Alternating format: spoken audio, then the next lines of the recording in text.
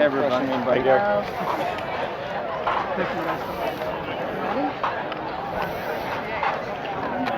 are you? Congratulations. So I guess the biggest question is, tell us what this means to you, what it's like being here today.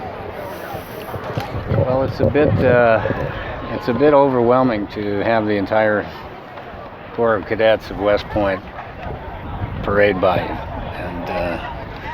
and I'm still I think they got the wrong guy, but I'm just kind of overwhelmed by the whole thing.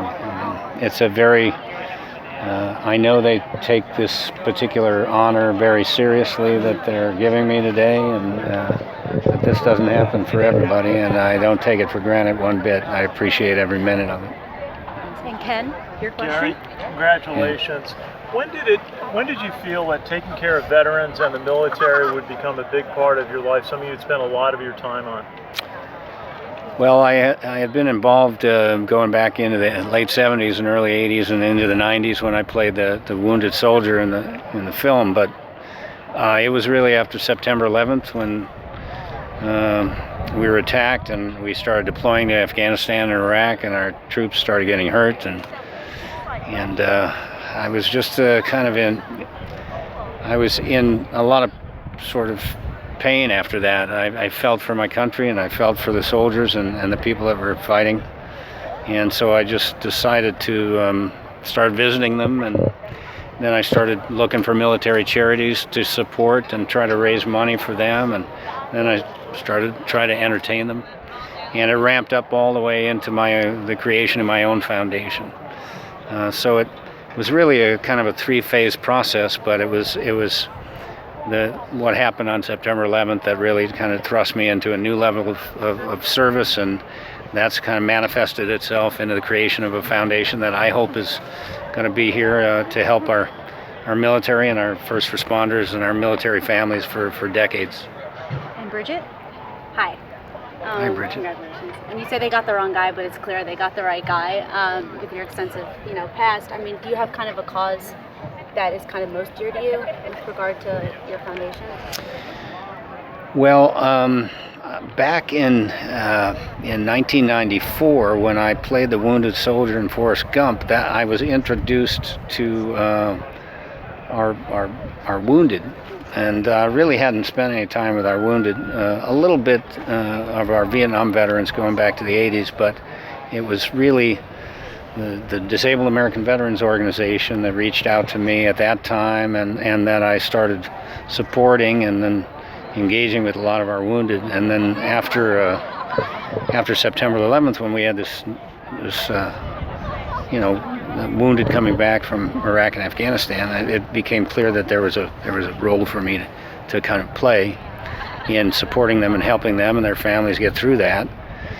And it's taken on a life of its own. I mean, the foundation that I created is for just over. I mean, we're in our 5th year, and we're building homes for severely wounded, and we're trying to help our Gold Star families. We have way too many of them.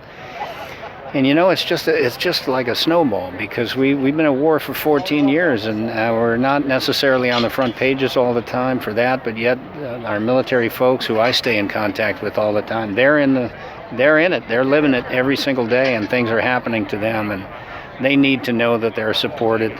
We all benefit from what they do for us, so providing a service is just a way that I can give a little something back. And Keith? Congratulations. Yes, sir. I know it's rather soon, but can you reflect on your day here, your interactions with cadets, things you might have seen on your tour with the superintendent and such, and how has it touched you, and how will it influence your work going forward? This isn't my first time here at West Point. I've been here a few times before. I played a concert here back in 2009, and then we dedicated a suite to my brother-in-law at the Thayer Hotel. My brother-in-law served, he was a class of 66, and he served here as a TAC officer and taught here, Vietnam veteran. I was able to kind of, we created that suite, so I'm staying in it So that's kind of good. But then they took me around a little bit today, and there's so much history here that you could spend a lot of time. But the crown jewel is our cadets. You know, I mean the history that is there to support them and that they carry on with them throughout their lives is so impressive.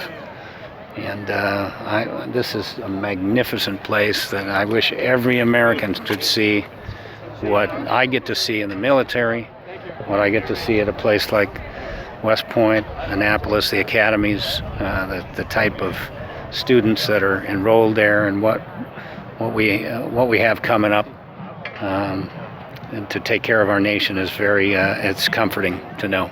And the last question is from Paul, so this will finish it up. Hello, Mr. Sinise. As a dedicated veterans advocate, what's your position of the U.S. in the Middle East specifically? Do you think we need to increase our position, or should we pull out?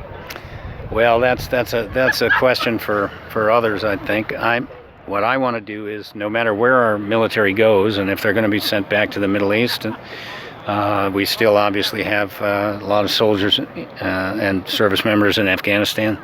Wherever they go, whatever they do, no matter who's in the White House making the decisions on where they go, I want to be there for them and do whatever I can. It doesn't matter to me. I'm not going to, there's nothing I can do about changing the battle, but I can do something to back them up, and that's what I'm going to do. Thank you. Thank you. Thank you, Gary. It's my pleasure. All right, so I'm surrounded by Trump. Gary, on behalf of everyone at the American Legion, congratulations. Thanks so much. I appreciate it.